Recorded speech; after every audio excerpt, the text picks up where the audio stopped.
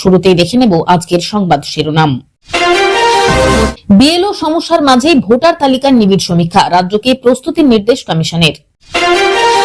2রা August থেকে আমাদের পাড়া আমাদের সমাধান, কি কি কাজ হবে তালিকা প্রকাশ নবান্নের। 8ই আগস্ট জাতীয় নির্বাচন কমিশন ঘেরাও ইন্ডিয়া জোটের, থাকতে পারেন অভিষেক। মৃত্যুর মুখ থেকে ফিরে ভোট যুদ্ধের নেত্রী, পুরো সমীকরণে বদলে যেতে পারে বাংলাদেশে। জুড়ল আরো এক নাম, ফের কোচবিহারের বাসিন্দা অসম সরকারের এনআরসি নোটিশ। 26শে উত্তর বিজয়ের লক্ষ্যে অভিষেকের বিশাল গেম চেঞ্জার প্ল্যান, শুরু সোমবার থেকেই।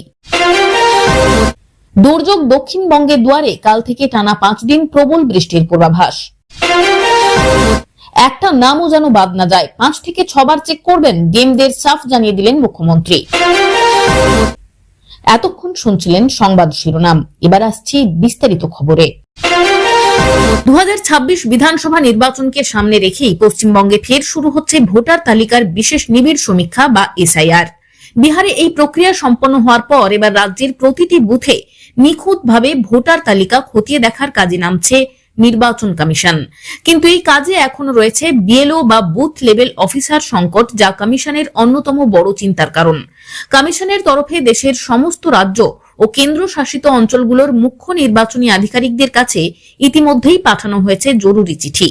ওই চিঠিতে স্পষ্টভাবে জানানো হয়েছে ভোটার তালিকার নিবিড় সমীক্ষার কাজ শুরু করতে হবে অবিলম্বে। সেই সঙ্গে বিএলও সুপারভাইজার এবং বুথ লেভেল এজেন্টদের নিয়োগ ও প্রশিক্ষণেরও নির্দেশ দেওয়া হয়েছে। কমিশন সূত্রে খবর, বিহার বাদে দেশের সমস্ত রাজ্যের সিইওদের দফতরে এই চিঠি পৌঁছে গিয়েছে।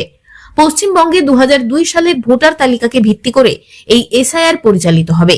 ইতিমধ্যেই কমিশনের পক্ষ থেকে 11টি জেলার শতাধিক বিধানসভা কেন্দ্রের ভোটার তালিকা প্রকাশ করা হয়েছে। বিএলও সমস্যার মাঝেই ভোটার তালিকার নিবিড় সমীক্ষার প্রস্তুতি চূড়ান্ত করতে হচ্ছে। কমিশনের নিয়ম অনুযায়ী প্রতি বুথে একজন বিএলও আবশ্যিক। যদি ভোটার সংখ্যা 1200-র বেশি হয় তবে আলাদা বিএলও দিতে হবে। একজন বিএলও সুপারভাইজার সর্বোচ্চ 10টি বুথ দেখভাল করতে পারবেন। অথচ অনেক জায়গাতেই এখনো বিএলও নিয়োগ হয়নি, কোথাও শূন্যপদ বছরের পর বছর পড়ে আছে। কমিশন চাইছে 2026 বিধানসভা ভোটের আগে রাজ্যে সম্পূর্ণ হালনাগাদ ভোটার তালিকা প্রস্তুতি হোক।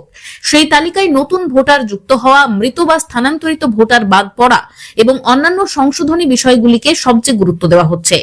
এসআইআর এর মূল লক্ষ্যই হলো একটি পরিষ্কার ও নির্ভুল ভোটার তালিকা তৈরি। কমিশন জানাচ্ছে, বিএলও ও বিএলএদের প্রশিক্ষণ ছাড়াও সমস্ত রাজনৈতিক দলগুলিকে নিজেদের বিএলএ নিয়োগের বিষয়েও স্পষ্টভাবে জানাতে বলা হয়েছে। যদি কোনো রাজনৈতিক দলের তরফে বিএলএ না থাকে তবে নতুনভাবে নিয়োগের পরামর্শ দেওয়া হচ্ছে, কারণ এই মাঠ পর্যায়ের প্রতিনিধিরাই ভোটার তালিকা যাচাইয়ে গুরুত্বপূর্ণ ভূমিকা নেবেন। একই সঙ্গে কমিশন ইআরওর শূন্যপদ পূরণ ও প্রশিক্ষণের কাজেও তৎপরতা চাইছে, কারণ 2026 সালের নির্বাচনের নির্ভুল প্রস্তুতি এখন থেকেই শুরু করতে চায় তারা।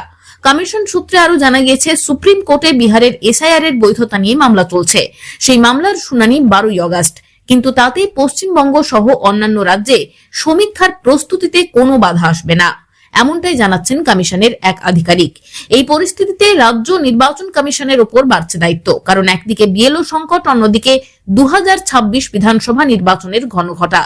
এই দুইয়ের মাঝে নির্ভুল সমীক্ষা চালানো এক বড় চ্যালেঞ্জ হয়ে দাঁড়িয়েছে। নির্বাচন কমিশনের তরফে স্পষ্ট বার্তা, সব তথ্য দ্রুত জমা দিন এবং নিখুঁত প্রস্তুতি নিন। দুয়ারে সরকারের পরে এবার আমাদের পাড়া আমাদের সমাধান। রাজ্য সরকারের এই নতুন কর্মসূচি শুরু হচ্ছে 2রা আগস্ট শনিবার থেকে। স্থানীয় স্তরে নাগরিক সমস্যার সরাসরি সমাধান করতে এবার বুথ স্তর পর্যন্ত পৌঁছে যাবে প্রশাসন। নবান্নের প্রকাশিত তালিকা অনুযায়ী বুথ স্তরে এই 14টি বিষয়ে কাজ করা হবে।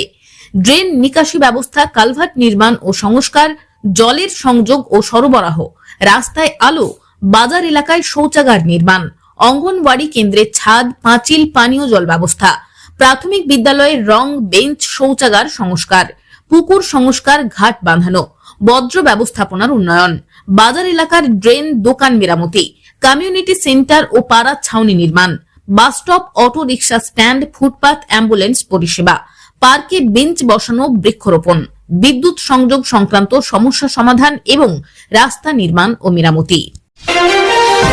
এবছরের গোড়ার কথা, মুখ্যমন্ত্রী মমতা বন্দ্যোপাধ্যায়ের আশঙ্কা ছিল বাংলার ভোটার তালিকায় ভুয়ো ভোটার তথা ভিন রাজ্যের ভোটারের নাম ঢুকিয়ে দেওয়া হতে পারে।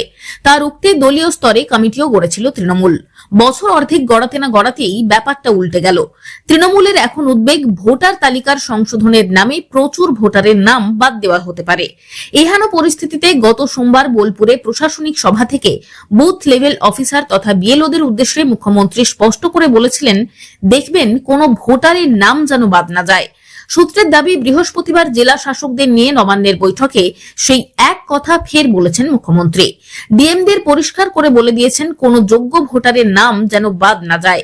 কাউকে অযোগ্য বলে বাদ দেওয়ার চেষ্টা হলে অন্তত 5 থেকে 6 বার চেক করতে হবে। বিহারে এরই মধ্যে ভোটার তালিকার নিবিড় সংশোধন তথা স্পেশাল ইন্টেনসিভ রিভিশন কাজ চলছে। সেই সংশোধনের পর 1 অগাস্ট খসড়া তালিকা প্রকাশ করা হবে। এখনো পর্যন্ত যা ইঙ্গিত পাওয়া যাচ্ছে তাতে প্রায় 70 লক্ষ ভোটারের নাম বর্তমান ভোটার তালিকা থেকে বাদ যেতে পারে। বিহারে বিধানসভার 244টি আসন রয়েছে, অর্থাৎ হিসাব মতো প্রতি বিধানসভা পিছু 28,000 ভোটার কমে যেতে পারে। এই ঘটনায় উদ্বেগ বেড়েছে বাংলার শাসক দলের মধ্যে। তৃণমূল খোলাখুলি বলছে, এ হলো বিজেপির চক্রান্ত। নকশা এঁকে দিয়েছে দীনদয়াল উপাধ্যায় মার্গ, আর তার বাস্তবায়ন করছে নির্বাচন কমিশন। আরো এক কোচবিহারের বাসিন্দার কাছে পৌঁছলো এনআরসি নোটিশ। তুফানগঞ্জের বাসিন্দা দীপঙ্কর সরকারকে এনআরসি নোটিশ পাঠালো অসম সরকার। তৃণমূলের অভিযোগ, কর্মসূত্রে অসমে ছিল, তাই এনআরসি নোটিশ। এই নিয়ে অসম সরকারের এনআরসি নোটিশ পাওয়ার কথা জানালেন কোচবিহারের আরো এক বাসিন্দা। এই নিয়ে এ রাজ্যের 5 জন বাসিন্দার কাছে পৌঁছলো এনআরসি নোটিশ। তার মধ্যে 4 জনই কোচবিহারের বাসিন্দা। প্রথমে কোচবিহারের দিনহাটার উত্তম কুমার ব্রজবাসী, এরপর আলিপুর দুয়ারের ফালাকাটার অঞ্জলি শীল, তারপর কোচবিহারেরই মাথাভাঙার বাসিন্দা নিশিকান্ত দাসের কাছে এসে পৌঁছেছে অসম সরকারের এনআরসি নোটিশ। কোচবিহারেরই আরেক বাসিন্দা মমিনা বিবিও 3বার পেয়েছেন এই একই নোটিশ। আর এবার সেই তালিকায় নাম জুড়ল কোচবিহারেরই আরেক বাসিন্দা দীপঙ্কর সরকারের। অসম সরকারের নোটিশ হাতে পাওয়ার পর থেকে উৎকণ্ঠার মধ্যে দিন কাটছে তার। তুফানগঞ্জের রামপুরের বাসিন্দা দীপঙ্কর সরকার বছর কয়েক আগে অসমের গৌহাটিতে কাজে যান তিনি। সেখানে বাংলাদেশি সন্দেহে তাকে একবার আটকও করে পুলিশ, তবে নথি দেখানোর পর তাকে ছেড়ে দেওয়া হয়। এরপর কোচবিহারে ফিরে আসেন তিনি। চলতি বছর জানুয়ারি মাসে প্রথমবার তার বাড়িতে আসে অসম সরকারের এনআরসি নোটিশ, আর দ্বিতীয় নোটিশটি আসে মার্চ মাসে। অসম সরকারের এনআরসি নোটিশ প্রাপ্ত দীপঙ্কর জানিয়েছেন, গৌহাটিতে আমি কাজে গেছিলাম, এখন এসেছি বাড়িতে। মার্চ মাসে আমার নোটিশটা এসেছে, তার জন্য আমি আতঙ্কে আছি। আমি কাঠমিস্ত্রির কাজ করি, ওখানে 2 বার আসে। একবার জানুয়ারি মাসে এসেছিল এই 2025 সালেই, আরেকটা মার্চ মাসে এসেছে। আমি পশ্চিমবঙ্গের বাসিন্দা, কোচবিহার জেলার। এদিকে কোচবিহারের একের পর এক বাসিন্দাকে এনআরসি নোটিশ পাঠানো নিয়ে তুঙ্গে উঠেছে রাজনৈতিক তরজা। কোচবিহারে তৃণমূলের জেলা সভাপতি অভিজিৎ দেব ভৌমিক বলেন, সব বাঙালিদেরকে টার্গেট করা হচ্ছে, কাউকেই ছাড়ছে না। কারণ বাঙালি হচ্ছে প্যানিক। বাঙালিদের ভেতরে একবার প্যানিক তৈরি করো, যাতে বাঙালিরা আমরা কেউ লোকালি বিজেপি নেতাকে আঁকড়ে ধরি যে আমাকে বাঁচাও। বিজেপির সহ সভাপতি উৎপল দাস বলেন, বাংলার মানুষকে ভয় দেখানোর চেষ্টা করছে যে বিজেপি শাসিত রাজ্য থেকে বাঙালি এবং পশ্চিমবঙ্গের বাঙালিদের তাড়ানোর একটা চেষ্টা করছে। এই ভয়টা ওরা কাজে লাগিয়ে ভোটের রাজনীতি করার চেষ্টা করছে। আলিপুর হাওয়া অফিস জানিয়েছে, ফের ঘূর্ণাবর্ত তৈরি হয়েছে উত্তর বঙ্গোপসাগরে। গাঙ্গেয় দক্ষিণবঙ্গের ওপর দিয়ে বাংলাদেশ পর্যন্ত বিস্তৃত রয়েছে। সমুদ্র পৃষ্ঠ থেকে ঘূর্ণাবর্তের উচ্চতা 7.3 কিলোমিটার। মৌসুমী অক্ষরেখা শ্রী গঙ্গানগর থেকে রোহতক, রাঁচি হয়ে পশ্চিমবঙ্গের ডায়মন্ড হারবার পর্যন্ত সক্রিয় রয়েছে। এর প্রভাবে আগামীকাল অর্থাৎ 1 অগাস্ট থেকে দক্ষিণবঙ্গের জেলাগুলিতে বৃষ্টি বাড়বে। বৃষ্টি চলবে 6 অগাস্ট পর্যন্ত। আজ শনিবার থেকে বৃষ্টি বাড়বে 2 চব্বিশ পরগনা, কলকাতা, নদিয়া, মুর্শিদাবাদ, বীরভূম ও 2 বর্ধমানে। 3 থেকে 6 অগাস্ট দক্ষিণবঙ্গের জেলাগুলিতে প্রবল বৃষ্টির পূর্বাভাস দিয়েছে হাওয়া অফিস। শনিবার উত্তরবঙ্গে অতি প্রবল বৃষ্টি, 110 থেকে 200 মিলিমিটার পর্যন্ত বৃষ্টির পূর্বাভাস দার্জিলিং, কালিম্পং, জলপাইগুড়ি, আলিপুরদুয়ার এবং কোচবিহারে। বাকি জেলাগুলিতে কোনো কোনো সময়ে 2-1 পশলা মাঝারি বা তার চেয়ে একটু বেশি মাত্রার বৃষ্টি হতে পারে। কলকাতায় আজ বৃষ্টি অনেকটাই কম, বরং আজ তাপমাত্রা বাড়বে দিনে এবং রাতে। দোসর হবে বাতাসের প্রায় 99% আপেক্ষিক আর্দ্রতা। দুপুরের দিকে ঘেমে নিয়ে নাজেহাল হবে কলকাতা। শনিবার থেকে সোমবার পর্যন্ত আবার কিছুটা বৃষ্টি বাড়বে। মঙ্গলবার থেকে বৃষ্টি কিছুটা কমবে। মৌসুম ভবনের রেকর্ড অনুযায়ী চলতি বছর জুলাই মাসে স্বাভাবিকের তুলনায় প্রায় 73% বেশি বৃষ্টি হয়েছে। চলতি মাসে শহরে মোট বৃষ্টি হয়েছে 669 মিলিমিটার। 2015 সালের পর এই নিয়ে দ্বিতীয়বার এই রেকর্ড পরিমাণ বৃষ্টি হলো কলকাতায়। আলিপুর হাওয়া অফিসের তথ্য অনুযায়ী জুলাই মাসে স্বাভাবিকভাবে 387.4 মিলিমিটার বৃষ্টি হয় কলকাতায়। চলতি বছর তার থেকে 73% বেশি বৃষ্টি হয়েছে। বাঙালির সেরা উৎসব দুর্গাপুজো, মা আসছেন, সবাই একথা বলেছেন। প্রতিবার আমরা এই মিটিংটা করি তার কারণ কোঅর্ডিনেশনটা আরও যাতে ভালো করা যায়। নিরাপত্তা, বিশেষ ট্রাফিক অ্যারেঞ্জমেন্ট থেকে শুরু করে electricity, drinking water, health facilities, কোনো দিকে যাতে ঘাটতি না হয় সেই কোঅর্ডিনেশনগুলো আমরা করি।